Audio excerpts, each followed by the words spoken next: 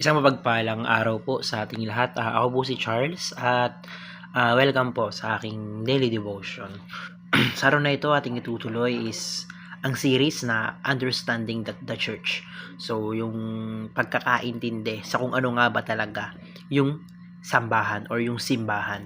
So, ikatlo, the church is the body of Christ. So, yung simbahan ay katawan ng ating Panginoon, katawan ni Kristo. So, Ephesians chapter 1 verse 22 to 23, ang sabi rito, "And God placed all things under His feet, and appointed Him to be head over everything for the church, which is His body, the fullness of Him who fills everything in every way."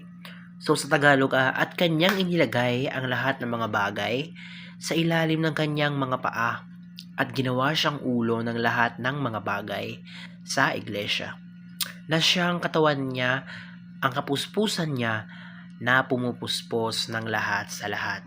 So yun so sa unang teaching, punta tayo ang sabi rito, Christ is the supreme authority of the church. So pag sinabing supreme authority, siya yung pinakang pinuno, siya yung pinakang ulo, kumbaga sabihin natin na siya yung pinakang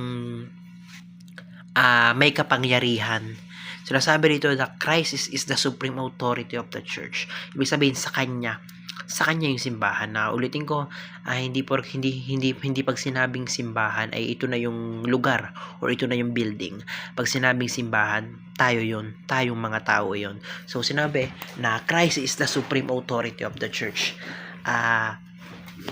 Ibig sabihin si Kristo ang namamahala sa atin. Si Kristo ang nagmamay-ari sa atin dahil nga tayo yung simbahan, tayo na mga tagasunod niya. And yun nga, tagasunod niya tayo, siya yung pinakang may kapangyarihan sa ating lahat. So yun sa ikalawang teaching, ang sabi rito, the church is the body of Christ. So sinasabi rito na yung simbahan or tayo yung katawan ni Kristo. Tayo yung nagsisilbing katawan niya. Dahil yun nga, simula nung namatay siya, umakyat siya sa langit, naiwan tayo naiwan yung presensya niya or yung Espiritu Santo kasama natin. Kaya sinasabi rito, the church is the body of Christ.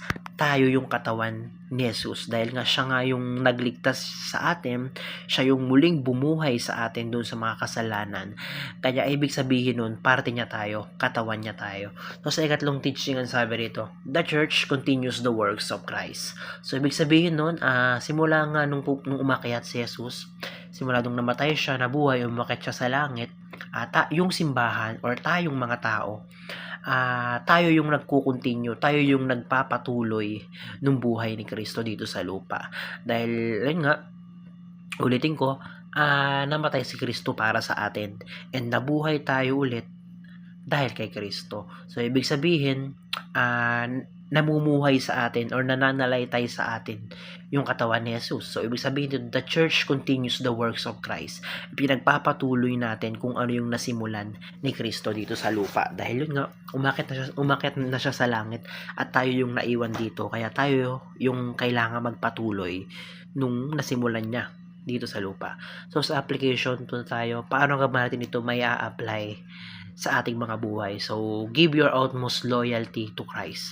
So, gaya nga ng sabi, si Jesus ang nagmamay-ari sa atin. Si Jesus ang pinakang may control sa atin. Kaya nararapat lang na yung buong katapatan mo ay ibigay mo sa Kanya. Ibig sabihin nun, mamuhay ka ng naayon sa utos niya or mamuhay ka ng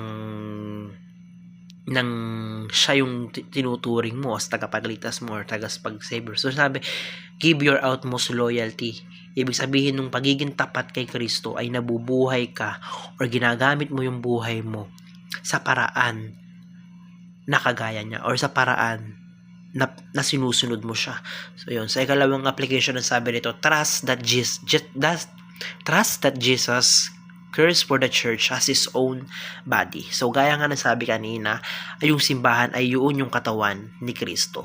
So ibig sabihin, nararapat lang na talagang alagaan ni Kristo yung katawan niya. So, nararapat lang na alagaan tayo ni Kristo. So, ang kailangan natin gawin ay magtiwala. Magtiwala tayo na siya ang bahala sa atin. Magtiwala tayo na kagaya ng ginawa, kagaya ng na tinuturing niya tayo bilang katawan niya, itinuturing niya tayo bilang mga naiwan niya dito sa lupa. So, ibig sabihin lang na yon na hindi niya tayo mapapabayaan. So, ibig sabihin, kaya kailangan natin na magtiwala sa Kanya. So, sa ikatlo, sabi nito, continue reflecting character and works of Christ. So, magpatuloy tayo. Magpatuloy tayo na gawin or sundin or gayahin yung mga ginawa ni Kristo nung nabubuhay siya dito sa lupa. Dahil nga sabi nga kanina na tayo yung magpapatuloy nung nasibulan dito ni Kristo sa lupa. Kaya nararapat lang na ipagpatuloy natin kung ano nga ba yung ginawa ni Jesus or yung ginawa ni Kristo nung nandito pa siya sa lupa. So, continue reflecting character and works of Christ. So, yun lamang. Napakarami kong natutunan sa araw na ito. Maraming salamat and glory to God.